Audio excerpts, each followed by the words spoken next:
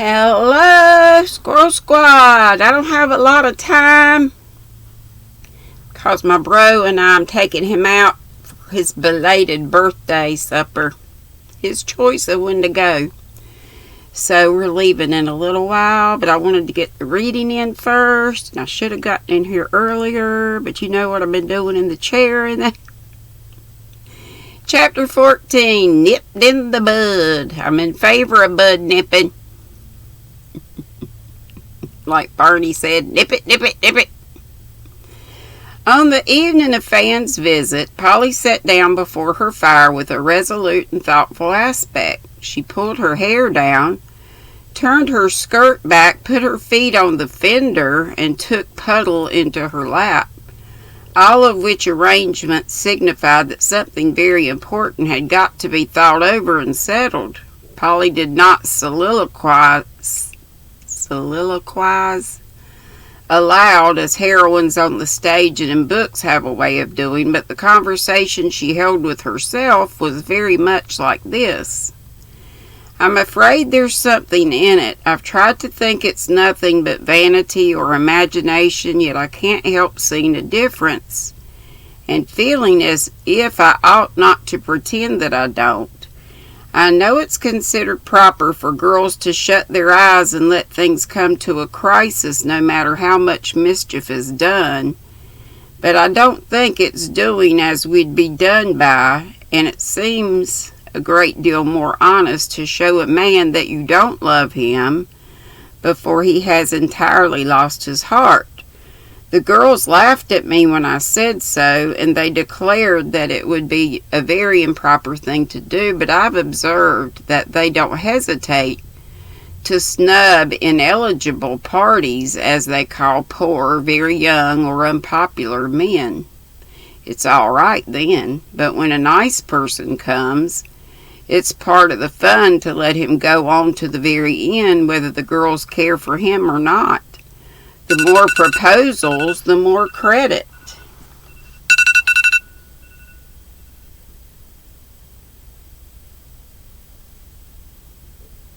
Sorry. It's time for Dana's making meat, which I'm going to miss, doggone it. Triple C. Creatively Created Crochet. So if you want to go to a fun live where you can go up on the panel screen with them, then go over there. It's one of my favorites. More credit. Fan says Trix always asks when she comes home after the summer excursions, how many birds have you bagged, as if men were partridges. What wicked creatures we are, some of us at least. I wonder why such a love of conquest was put into us. Mother says a great deal of it's owing to bad education nowadays, but some girls seem born for the express purpose of making trouble and would manage to do it if they lived in a howling wilderness. I'm afraid I've got a spice of it, and if I had the chance should be as bad as any of them. I've tried it and liked it, and maybe this is the consequence of that night's fun. Here Polly leaned back and looked up at the little mirror over the chimney piece, which was hung so that it reflected the faces of those about the fire. In it, Polly saw a pair of telltale eyes looking out from a tangle of bright brown hair, cheeks that flushed and dimpled suddenly as the fresh mouth smiled with an expression of conscious power, half proud, half ashamed, and as pretty to see as the coquettish gesture with which she smoothed back her curls and flourished a white hand. For a minute she regarded the pleasant picture, while visions of girlish romances and triumphs danced through her head. Then she shook her hair all over her face and pushed the chair out of range of the mirror, saying with a droll mixture of self-reproach and self-approval in her tone, "Oh, Puddle, Puddle, what a fool I am." Or what a fool am I? What a fool I am. Puss appeared to endorse the sentiment by a loud purr and a graceful wave of her tail, and Polly returned to the subject from which these little vanities had beguiled her. Just suppose it's true that he does ask me and I say yes. What a stir it would make. And what fun it would be to see the faces of the girls when it came out. Picture, I don't know if you can see it.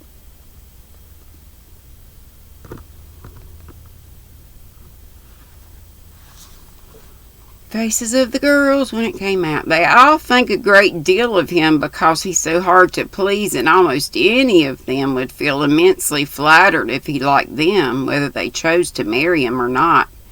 Trix has tried for years to fascinate him, and he can't bear her, and I'm so glad. What a spiteful thing I am. Well, I can't help it. She does aggravate me so, and Polly gave the cat such a tweak of the ear that Puddle bounced on her lap in high dudgeon. It won't do to think of her, and I won't, said Polly to herself, setting her lips with a grim look that was not at all becoming. What an easy life I should have, plenty of money, quantities of friends, all sorts of pleasures, and no work, no poverty, no cold shoulders or patched boots. I could do so much for all at home. How I should enjoy that. And Polly let her thoughts revel in the luxurious future her fancy painted. It was a very bright picture, but something seemed amiss with it, for presently she sighed and shook her head, thinking sorrowfully, odd, but I don't love him. And I'm afraid I never can as I ought. He's very good and generous and wise and would be kind. I know, but somehow I can't imagine spending my life with him. I'm so afraid I should get tired of him, and then what should I do? Poor Sidney don't sound well, and Mrs. Arthur Sidney don't seem to fit me a bit. Polly Sidney. Wonder how it would seem to call him Arthur. And Polly said it under her breath with a look over her shoulder to be sure no one heard it. It's a pretty name, but rather too fine, and I shouldn't dare to say Sid, as his sister does. I like short, plain, home-like names, such as Will, Ned, or Tom. No, I can never care for him, and it's no use to try. The exclamation broke from Polly as if sudden trouble had seized her, and laying her head down on her knees, she sat motionless for many minutes. When she looked up, her face wore an expression which no one had ever seen on it before, a look of mingled pain and patience, as if some loss had come to her and left the bitterness of regret behind. I won't think of myself or try to mend one mistake by making another, she said with a heavy sigh. I'll do what I can for Fan, and not stand between her and a chance of happiness. Let me see, how can I begin? I won't walk with him any more. I'll dodge and go roundabout ways so that we don't meet. I never had much faith in the remarkable coincidence of his always happening home to dinner just as I go to give the Roths their lesson. The fact is, I like to meet him, and I'm glad to be seen with them and put on airs, I dare say, like a vain goose as I am. Well, I won't do it any more, and that will spare Fan one affliction. Poor dear, how I must have worried her all this time and never guessed it. She hasn't been quite as kind as ever, but when she got sharp, I fancied it was dyspepsia. Oh me, I wish the other trouble could be cured as easily as this.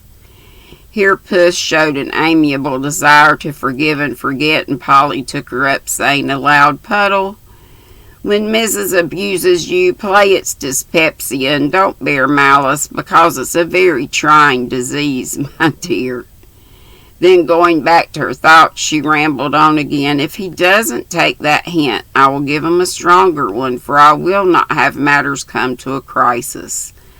Though I can't deny that my wicked vanity strongly tempts me to try and bag a bird just for the excitement and credit of the thing. Polly, I'm ashamed of you. What would your blessed mother say to hear such expressions from you? I'd write and tell her all the worry, only it wouldn't do any good and would only trouble her. I've no right to tell Fan's secrets, and I'm ashamed to tell mine. No, I'll leave Mother in peace and fight it out alone. I do think Fan would suit him excellently by and by. He has known her all her life and has a good influence over her. Love would do so much toward making her what she might be. It's a shame to have the chance lost. Just because he happens to see me, I should think she'd hate me. But I'll show her that she needn't, and do all I can to help her, for she has been so good to me. Nothing shall ever make me forget that. It's a delicate and dangerous task, but I guess I could manage it. At any rate, I'll try, and have nothing to reproach myself with if things do go contrary. What Polly thought of as she lay back in her chair with her eyes shut and a hopeless look on her face is none of our business, though we might feel a wish to know what caused a tear to gather slowly from time to time under her lashes and roll down on Puddle's Quaker-colored coat. Was it regret for the conquest she relinquished? Was it sympathy for a friend? Or was it an uncontrollable overflow of feelings as her...